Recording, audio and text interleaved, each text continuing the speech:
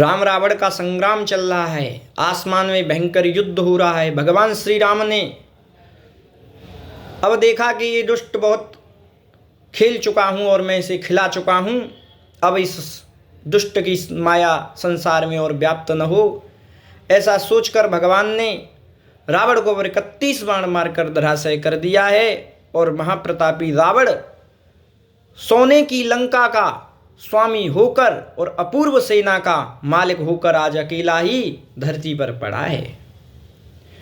इस दुर्दशा में देखकर भगवान श्री राम ने लक्ष्मण की ओर देखते हुए उस महाविद्वान से कुछ शिक्षा लेने के लिए लक्ष्मण को प्रेरित किया और कहा, लक्ष्मण तुम जाओ और इस महाज्ञानी रावण से कुछ धर्म की शिक्षा ले लो।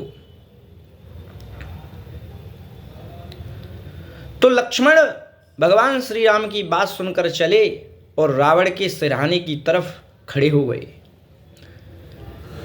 जब रावण के सिरहाने की ओर खड़े हुए तो रावण कुछ नहीं बोलता है। लक्ष्मण जी बार बार निवेदन करते हैं लेकिन रावण कुछ नहीं बोलता है। लक्ष्मण जी लौटकर भगवान श्री राम को सारा वृत्तांत बता देते हैं, सारी बात बता देते हैं।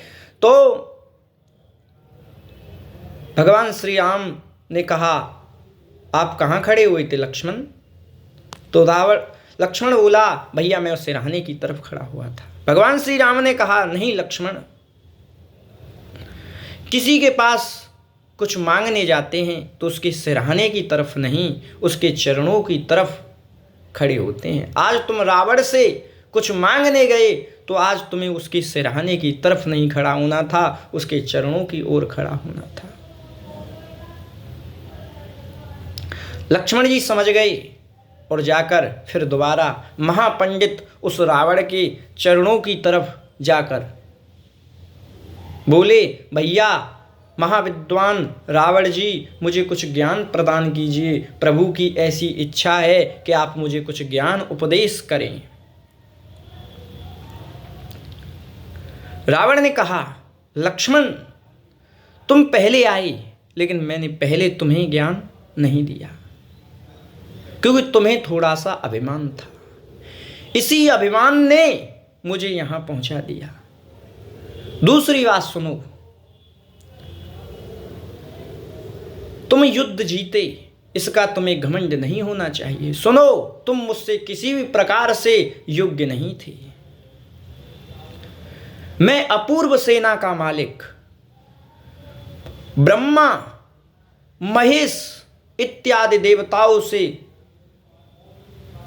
अगणित वरदान प्राप्त करने वाला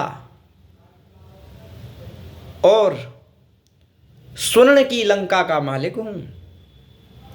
तुम्हारी सेना मेरी सेना के सामने कुछ भी नहीं है, अर्थात ना के बराबर है।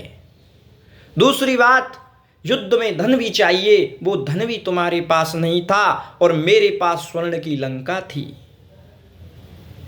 फिर भी तुम जीत गए।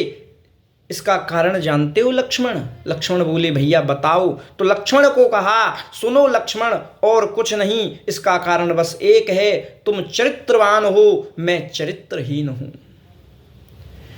जो चरित्रवान होता है वही पुरुष बहुत आगे तक जाता है। जो चरित्रहीन होता है भले वह स्वर्ण की लंका का क्यों मालिक न हो, बड़ी सेना का क्यों सरदार न हो, बहुत शक्तिमान क्यों न हो, लेकिन मेरी तरह उसका पतन हो जाता है। इसीलिए पुरुष को चाहिए, यदि उसे आगे जाना है, यदि उसे आगे बढ़ना है तो चरित्रवान होना चाहिए। चरित्रहीन पुरुष भले ही कितना शक्तिशाली क्यों न हो, मेरी तरह ही दुर्दशा को प्राप्त होता है। इसीलिए मैं समाज को यही शिक्षा देना चाहता हूं कि चरित्रवान बनो। पर नारी विष से विष, पर नारी को तो जहर से भी जहर समझना चाहिए। एक बार कालकूट विष का सेवन करके जीव बच सकता है, लेकिन पर नारी का जिसने सानिध्य ले लिया उसका पतन होने से विधाता भी नहीं रोक सकता। इसीलिए मैंने माँ जगदम्बा सीता पर बुरी दृष्टि डाली और बुरी दृष्टि का यही परिणाम हुआ कि आज मेरी हजारों की सेना मारी गई, मेरी अगणित सेना, आज मेरे पास कुछ भी नहीं बचा। मैं अकेला पड़ा हूं तो ये क्या है, मैं चरित्रहीन हूं इसीलिए ये सब हुआ। अगर चरित्रवान होता तो ऐसा कुछ भी नहीं होता। इसीलिए लक्ष्मण, मैं संसार से यही कहना चाहता हूं कि चरित्रवान बनो, चरित्रहीन नहीं। उस महाप्रतापी रावण ने ये शब्द लक्ष्मण को कहे।